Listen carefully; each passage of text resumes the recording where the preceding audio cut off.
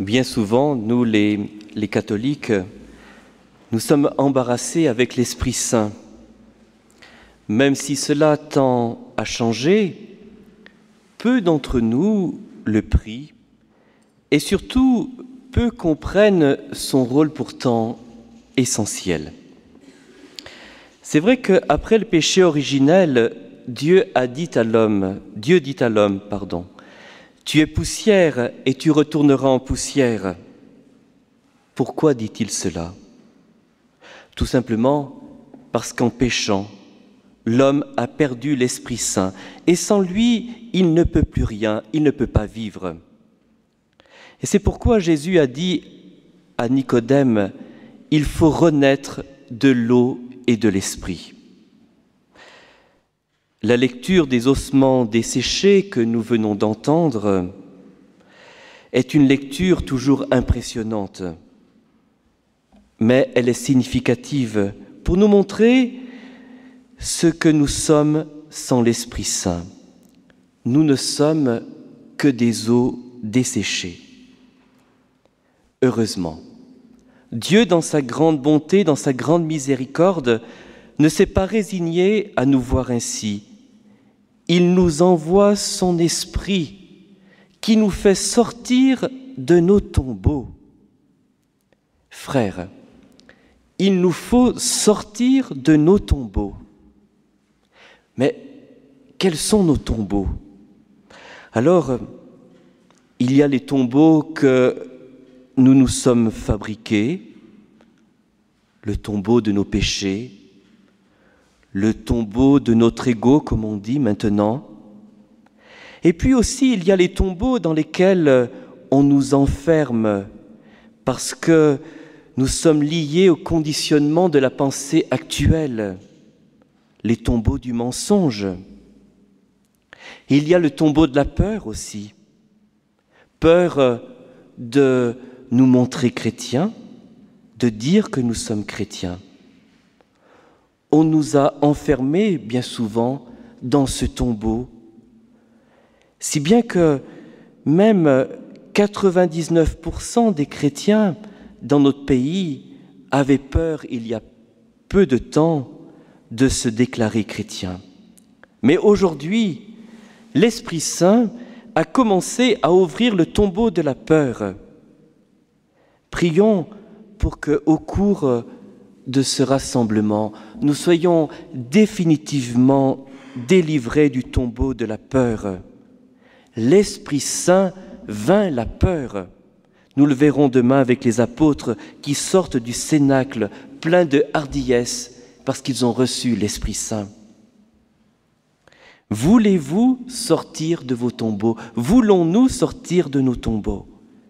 Ce soir, disons à Jésus, Seigneur, viens ouvrir nos tombeaux, fais-nous sortir de nos tombeaux, donne-nous ton esprit qui nous fera sortir de nos tombeaux. Et puis, l'Esprit Saint est merveilleux. Pourquoi? Car il est celui qui communique l'amour de Dieu. Et Saint Paul dit une parole très importante que nous ne devons jamais oublier. L'amour de Dieu a été répandu dans nos cœurs par le Saint-Esprit. L'amour de Dieu a été répandu dans nos cœurs par le Saint-Esprit. Et c'est vrai que l'Esprit Saint donne l'amour, donc il donne la vie. Et après l'homélie, on va proclamer le credo et on dira « Je crois en l'Esprit Saint qui est Seigneur et qui donne la vie. » L'Esprit Saint nous donne la vie même de Dieu. Et c'est cette vie seule qui est importante. Et puis, l'Esprit est appelé Saint parce qu'il nous communique la sainteté, la beauté de Dieu. Il nous fait en quelque sorte être sacrés, il nous tire du profane. L'Esprit est saint par opposition à un autre esprit. Et quel est cet autre esprit? C'est le démon, qui, lui, est un esprit impur, un esprit de division. Et dans l'Apocalypse, il est dit que le démon, cet esprit impur, est l'accusateur de nos frères, à la différence de l'Esprit Saint qui a été appelé par Jésus Paraclet. Et qu'est-ce que cela veut dire, Paraclet? Cela veut dire aide, défenseur, consolateur. Oui, l'Esprit Saint nous défend contre le péché, contre le mensonge. Il est une aide. Rappelons-nous ce que Jésus nous a dit. Quand on vous traînera devant les tribunaux, ne vous préoccupez pas de ce que vous direz. L'Esprit Saint viendra à votre secours. Il vous inspirera ce qu'il faut dire. Et réfléchissons aussi sur le fait qu'il est le consolateur. Il vient nous donner la consolation.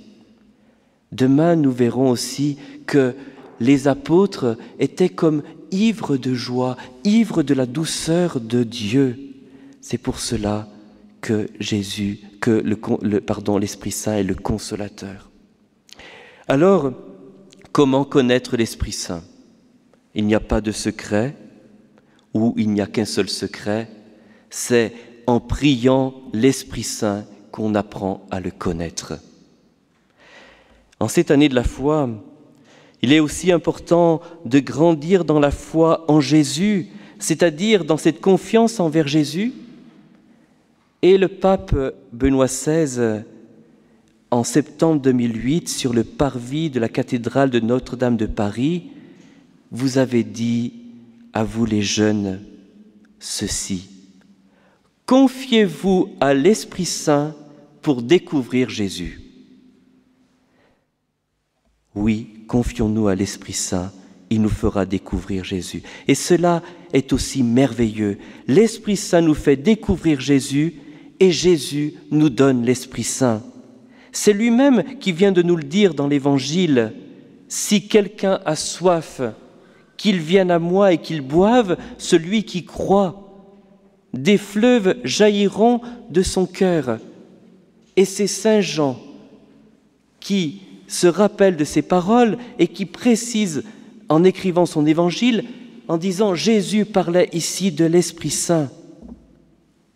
Jésus est la fontaine de l'Esprit Saint. Jésus est venu sur cette terre pour nous donner l'Esprit Saint. N'ayons pas peur de l'Esprit Saint. Est-ce que vous êtes tous confirmés? Peut-être pas. Alors si vous ne l'êtes pas, n'ayez pas peur. C'est important, faites-vous confirmer pour recevoir les dons de l'Esprit Saint. La confirmation, ce n'est pas une option. Maintenant, disons un mot sur la situation actuelle. Vous n'êtes pas sans savoir, on en a déjà parlé, que nous vivons des temps difficiles. Mais il y a eu comme une prophétie, tout à l'heure Père Bernard nous en a parlé, d'une Pentecôte nouvelle qui nous amènera une civilisation de l'amour. Et ce sont des papes du XXe siècle qui en ont parlé, Jean XXIII, Paul VI, Jean-Paul II, Benoît XVI et des saints aussi du XXe siècle, Padre Pio, Marthe Robin. Et dans le même temps, il y a eu dans ce XXe siècle, et puis cela a commencé au XIXe siècle, de grandes apparitions mariales. Mais c'est vrai qu'il y en a eu une particulière, qui a une particulière importance, celle de Fatima en 1917 au Portugal, où la Sainte Vierge a dit « Finalement, mon cœur immaculé triomphera ». Pentecôte, nouvelle Pentecôte, et ces apparitions dont Fatima sont liées. Parce que Marie est toujours liée à l'Esprit Saint, et l'Esprit Saint suit Marie. Marie nous obtient cette nouvelle Pentecôte. Le triomphe de son cœur immaculé est un autre nom de la civilisation de l'amour. Mais il faut nous rappeler ceci, c'est que dans ces différentes apparitions, la Sainte Vierge a beaucoup insisté sur ce point. Priez, priez-moi, priez le chapelet. Oui, en priant la Vierge Marie, l'Esprit Saint viendra sur notre monde. Et c'est ce que nous allons faire pendant ce rassemblement. Nous allons prier avec Marie. Nous allons prier Marie pour recevoir l'Esprit Saint, pour hâter le triomphe de son cœur immaculé et pour hâter donc la civilisation de l'amour. C'est notre grande espérance. Oui, c'est notre ferme espérance. Amen.